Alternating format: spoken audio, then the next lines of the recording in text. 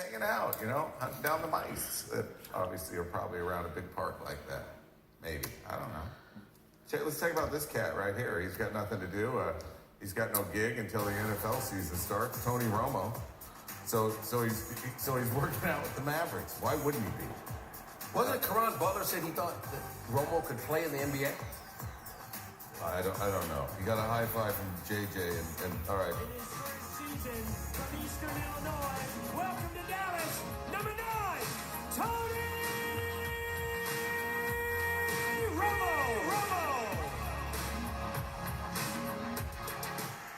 We're going to make the Nuggets wait another 10 minutes. Sorry, guys. Thank you, guys. This is an honor that I could never dream of. It's a little embarrassing, but I tell you what, I'm a very lucky guy. Thank you, Dallas. I love you. It's kind of the NBA's version of Dream Job.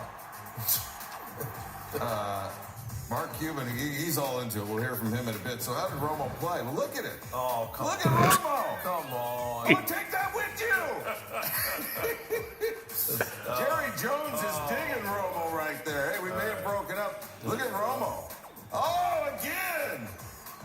How does he keep his balance on his shot? Look at Dak Prescott is loving it. Dak Prescott is loving it. But you know what? Listen, it wasn't all good. Out of bounds right there. Romo. Oh, it's intercepted. Romo's pass was intercepted. You're going to have Bob Rick Carlisle's not happy. You know what he did, Sam? What? He brought in Dak Prescott. He brought in Dak Prescott. There he is. Look at Prescott. Oh, throw it down, big man. Dak Prescott.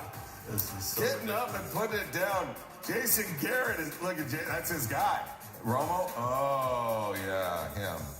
Rick Carlisle, listen, it'll be okay. It'll be okay. Cuban takes him away, and then Mark Cuban with Mark Stein. So, Mark, 2 minutes and change to go. Tony Romo makes his way down to check in, and you pulled him back. Why would you, of all people, stop him from going in this game? Because I told him if he was going to go in, he had to stretch first, and he wouldn't stretch. And so I don't want to risk it. I mean, he's going to be an announcer. He could get hurt. That could ruin the rest of his career.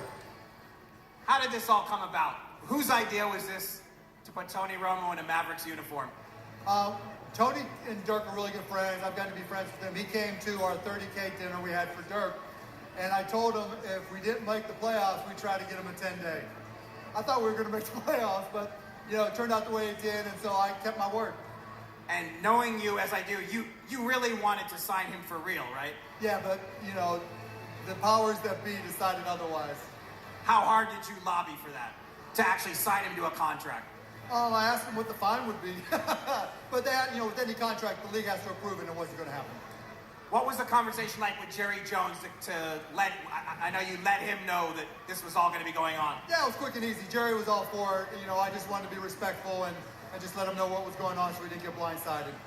Last thing, how antsy was Romo watching the game there next to you? How much was he lobbying to get in there? Oh, he was dying, right? He was dying. Then it got to the end, and he started to get up a couple times, and he realized he was a little bit stiff. And so I would have loved it, but, we're entertainment first, but it was great for the Mavs fans. But look, the reality was, of all the things, Tony really didn't get a chance to finish out his career the way everybody who loves him as a Dallas Cowboy would have liked.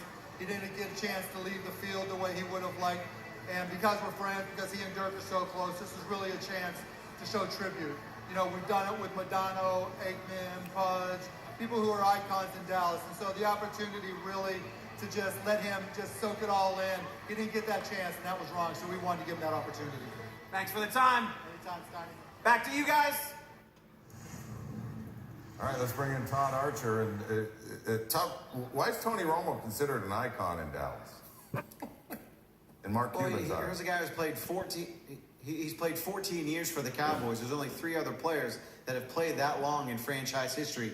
And I know we can measure. He's not won a Super Bowl. He's not been to a Super Bowl. He's not been to a conference championship game. But you got to remember, when he came in as the Cowboys quarterback in 2006, this was a franchise that had run through Quincy Carter, Ryan Leaf, Anthony Wright, Randall Cunningham, Vinny Testaverde, Drew Henson, Drew Bledsoe, and I'm sure I'm missing some other names in there. They were starved for good quarterback play after Troy Aikman left. And Tony Romo gave them that for a decade. The reason the Cowboys had chances every year, even in those 8-8 seasons, were because of Tony Romo.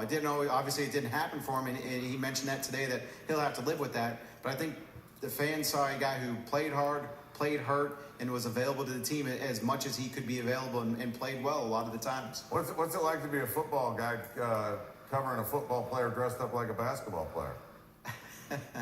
It was interesting. I've seen Tony play a number of basketball games over the years, but it's at a local church in a pretty competitive rec league with former NBA players and European players and things like that. So I've seen him play, but this was interesting to see him out there with Dirk in warm-ups, playing some one-on-one against Devin Harris and Nerlens Noel. He had a step-back jumper against Devin Harris. He got the crowd going a little bit in the warm-ups. It was, you see a guy in a football atmosphere, and he's a big dude, he's a big guy. He gets out here, and as he said in the press conference today, he looked like a turtle next to these guys. So they're all so long and lean, so it was definitely a different perspective. So what was the atmosphere like there in the gym? I can't imagine there's another atmosphere where both teams are out of the playoffs, they had nothing at stake, and everybody was standing up before the tip-off, holding their phones up, trying to get pictures, trying to just get a glimpse of the moment. And Mark Cuban deserves kudos for that, for able to deliver a moment that a lot of people will remember here in Dallas. Certainly Tony Romo will remember it. And, you know, this is a Cowboys town, but tonight it became a Mavericks town. All right, last one real quick. He can go back and do it all over again. Would Tony Romo be a better basketball player, football player, golfer, or NFL analyst? Well, I'll go with the quarterback. I think that one's number one, although he was a pretty good basketball player, but he made the right choice coming out of Burlington, Wisconsin to focus on football. It's made an awful lot of money. It's made him famous, and it got him this new job that he's going to have later on this fall. We'll see what kind of analyst he is. Todd Archer with the latest on Tony Romo, the Mavs' new star. Romo looks like he's been enjoying some brisket since the season ended, too.